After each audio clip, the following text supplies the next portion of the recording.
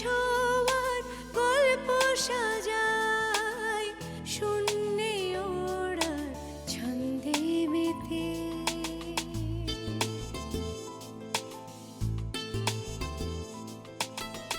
আকাশে যে অসীমের ঠিকানায় সে যেন শুধু দৃশ্য সাজায়। যত গল্প ধাঁধায় হাত বাড়ালে বুঝি কেউ নেই, আকাশ ছোঁয়া গল্প সাজায় শূন্যে ওড়া ছন্দে মেতে।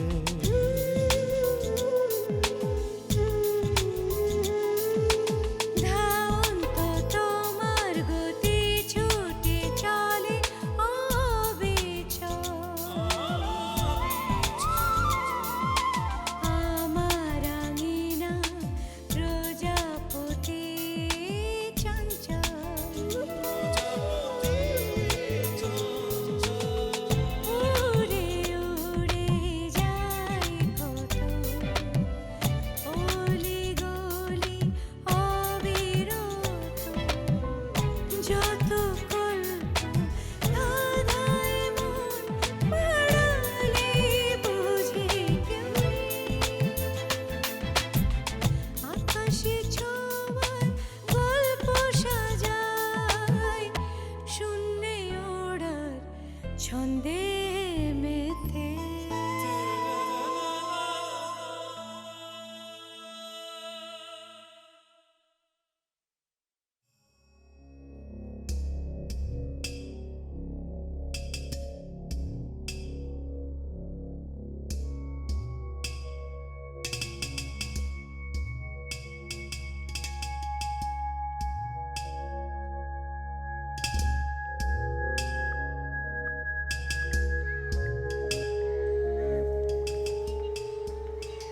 কোথায় গিয়েছিলে?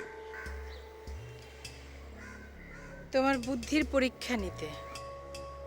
তা আমি কি পরীক্ষায় উত্তীর্ণ হয়েছি নাকি ফেল করেছি? 100-তে 100।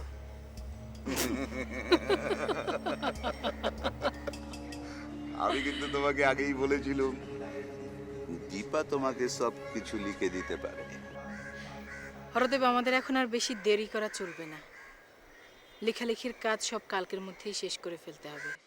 হ্যাঁ, কোর্টটা আজ বন্ধ না হয়ে গেলে তো আমি আজকেই সব কিছু লিখে ফেলতুম। উইল তৈরি করেছো? না, এই হরদেব ঘোষাল যখন দৌড়য় তখন টাট্টু ঘোড়ার মতোই দৌড়য়। এই যে তোমার উইল সব কমপ্লিট।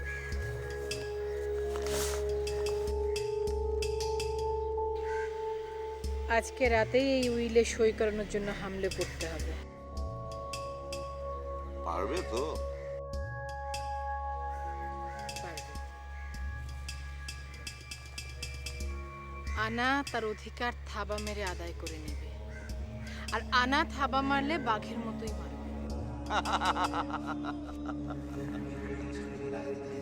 অনেক ভালো মিলিয়েছো তো আনা। আচ্ছা সে যাকগে, আমি আজ তাহলে যাই। কোথায় যাবে? এই যে আজকে এত বড় একটা কাজ করলাম আমি তোমার জন্য, আমার ভীষণ খুশি খুশি লাগছে, তাই না? আমার নিজেকে বড্ড পুরস্কৃত করতে ইচ্ছে করছে, জানো তো? হ্যাঁ, পুরস্কার মানে হচ্ছে একটু রঙিন হালকা ঝড়। রঙিন পানি তোমার পুরস্কার? থাক, তবে আর রঙিন পানির জন্য আজকে তোমায় আখড়ায় যেতে হবে না। কেন?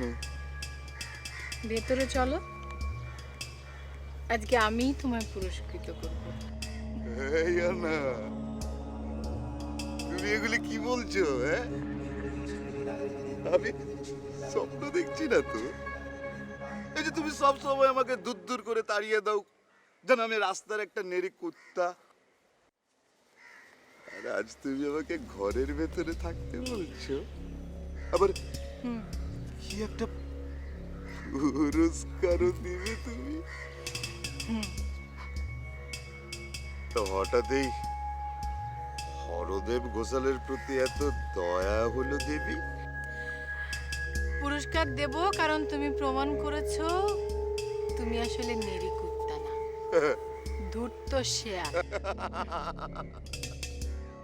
তুমি আমাকে ওই নেরি কুত্তার শেয়াল যাই বলো না কেন, তোমার কাছ থেকে পুরস্কার নেওয়ার জন্য আমি গাধার বাচ্চা হতেও রাজি আছি, তুমি জানো। গাধা হলে তো চলবে না হরদেব। হরদেব দৌড়ালে ঘোড়ার মতো দৌড়াবে, প্রেম করলে কিসের মতো করে সেটা আজকে পরীক্ষা দিতে হবে। আজকে গাধা হলে চলবে কেন? এসো। হরদেব ঘোষাল ঘোড়া।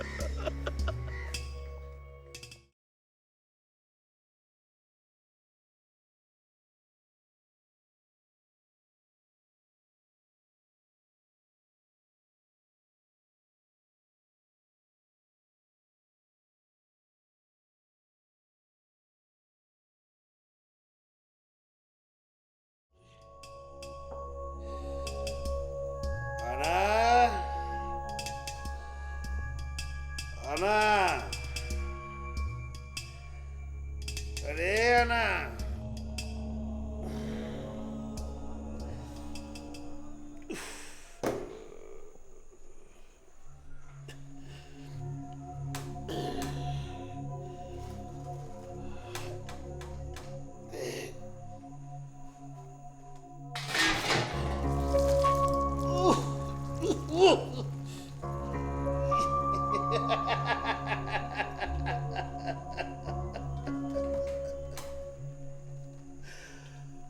ও পড়ে যাক শালা,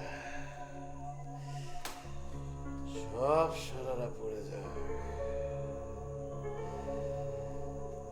আমার এই ডান হাত পাই যখন পড়ে গেছে, তখন এই সারা দুনিয়াটাই পড়ে যাক।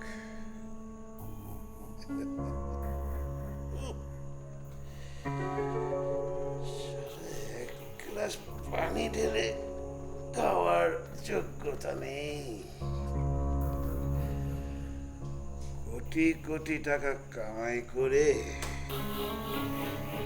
শেষে যদি হয় এই দশা, তাহলে ভগবান যেন কাউকে কোটি টাকা নাই দেয়। কেন কেন দেবে না কেন সে? হ্যাঁ, আরে সব কোটিপতি কি আমার মতো? আমার মতো অন্যকে লাথি মেরে পয়সা কামিয়েছে? সবার হাত কি এই আমার মতো? এই হাত কত অন্যায় করেছে। যদি আমার মতোই হয় অন্যদের হাত, তাহলে ওদের আমার মতোই অবস্থা। সালারা দুটো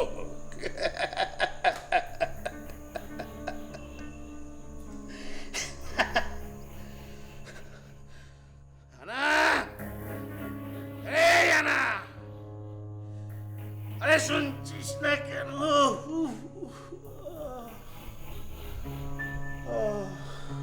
আনা, এই আনা, ও শুনছিস না কেন আনা? আহা, এ কি অবস্থা করেছো? জগ গ্লাস সবই তো পড়ে গেছে, জলে তো ভেসে যাচ্ছে। গাটাও তো ভিজিয়ে ফেলেছো, ডাকুনি কেন আমায়? কি হয়েছে কি? কতক্ষণ ধরে ডাকছি, তেষ্টায় আমি মরে যাচ্ছি। ছিলি কোথায় তুই?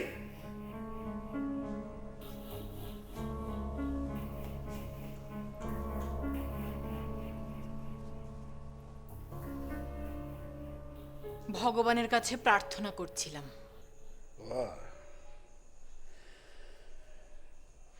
আমি খুব তাড়াতাড়ি মরে যাই এ প্রার্থনা। হ্যাঁ, মরণের জন্যই প্রার্থনা, কিন্তু সেটা তোমার না, আমার মরণ। ভগবান যেন তাড়াতাড়ি আমার মরণ দেয়। কেন তোর আবার মরণের স্বাদ হলো কেন? এখনো রূপ আছে, যৌবন আছে,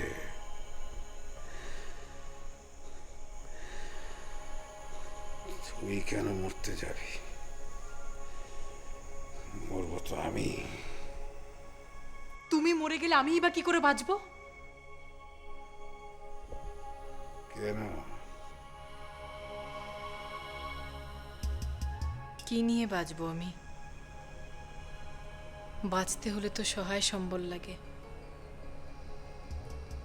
আমার তো কিছুই নেই। না আছে বাড়ি, না আছে মানুষ, না আছে আশ্রয়। সারাটা জীবন দিয়ে আমি তোমার সেবা করলাম, রাত দিন এক করে পশুর মতো খাটলাম। বিনিময়ে কি দিয়েছো আমাকে তুমি? কিচ্ছু না।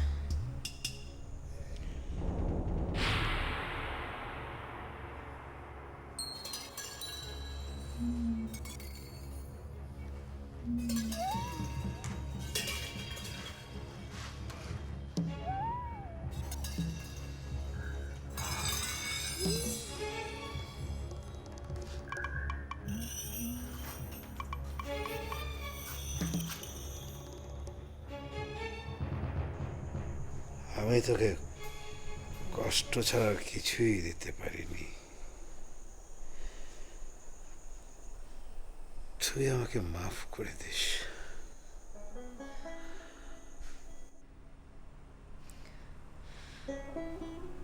কিছু দিতে পারোনি বলে কখনো যে পারবেও না তা তো না। মানে?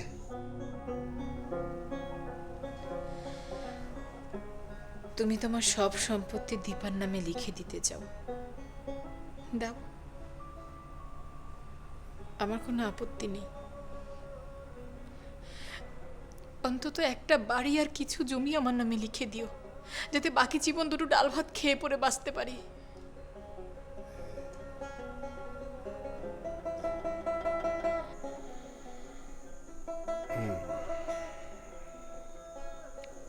দেব।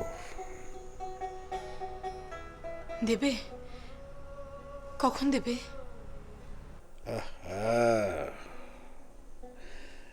আমি তো এত তাড়াতাড়ি মরছি না, আমি তো এখনো বেঁচে আছি নাকি? না না, আমি তো সে কথা বলিনি। আমিও তো চাই তুমি বেঁচে থাকো, আবার সুস্থ হও, সব কিছু আগের মতো হয়ে যাক। কিন্তু মানে তারপরও কিছুই তো বলা যায় না, কখন কি হয়ে যায়। মানে যদি কিছু হয়ে যায় তাহলে তখন তো সব সম্পত্তি দীপা পেয়ে যাবে, আমি তো একেবারে পথের কাঙাল হয়ে যাব। দেব দেব তো বললাম। তুই এক কাজ কর, আমাকে একটু জল খাওয়া না। দিচ্ছি, জল দিচ্ছি। তুমি এর আগে একটা উইল করেছিলে না? সেই উইলের খসড়া মতো আর একটা উইল করা আছে, সই করে দিবে?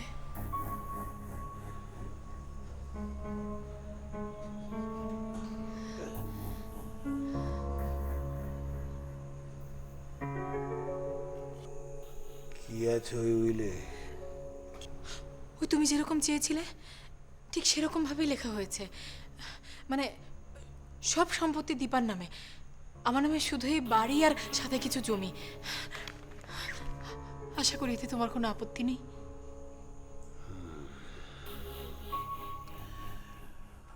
আমি এখন ক্লান্ত। সকালে উঠে এটা পড়ে তারপর আমি সই করে দেব। আমার উপর বিশ্বাস হচ্ছে না। না, বিশ্বাস অবিশ্বাসের কথা না। আমি পঙ্গু হলেও ব্যবসায়ী। জীবনে কোনোদিনও যাচাই বাছাই না করে আমি কোনো কাগজে সই করিনি, করবও না। কি হয়, কি সমস্যা সই করলে? বললাম তো আমার ভালো লাগছে না, আমি এখন ঘুমোবো। যা তুই এখন, আমি সকালে সই করে দেব। একটু না হয় পরে ঘুমাও, আমার জন্য না হয় আজকে একটু কষ্ট করো। যে কাজটা কাল সকালে করবে সেটা এখন করলে ক্ষতি কি? বলেছি না পরে করব। সহ্য হচ্ছে না কেন তোর? আমার শরীর লুলো হয়েছে, কিন্তু আমার মনটা এখনো লুলো হয়নি। আমার মনে আমি রাজা এখন। আমার যখন খুশি আমি তখন সই করব। যা এখান থেকে, শোভা আমি এখান থেকে যা।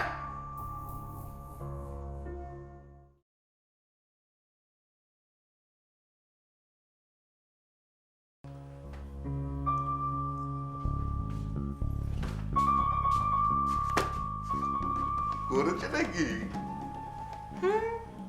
করেছে।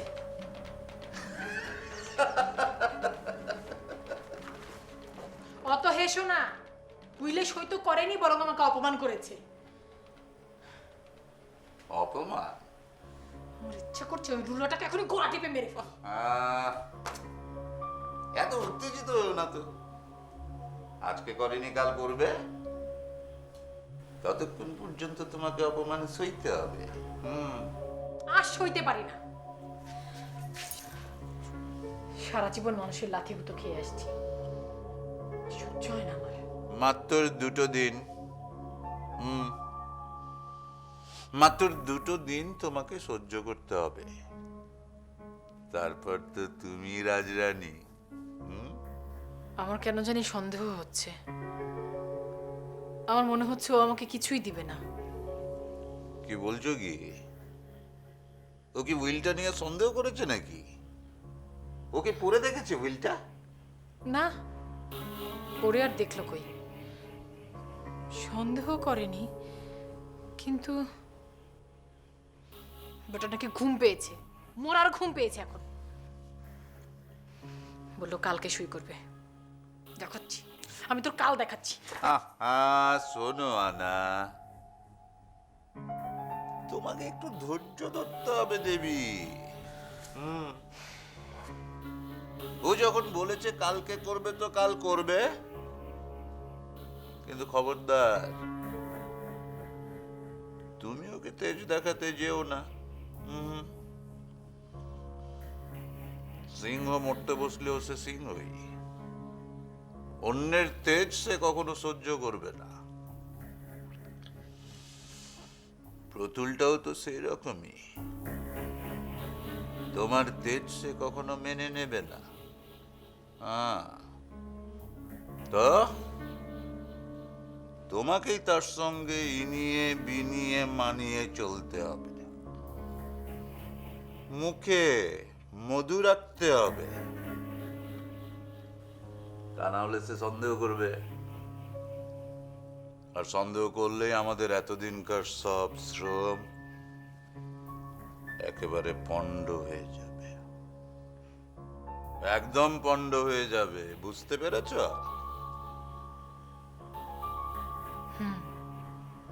বুঝলাম। তাহলে তুমি আর উত্তেজিত হবে না, আমায় কথা দিচ্ছ? চেষ্টা করব।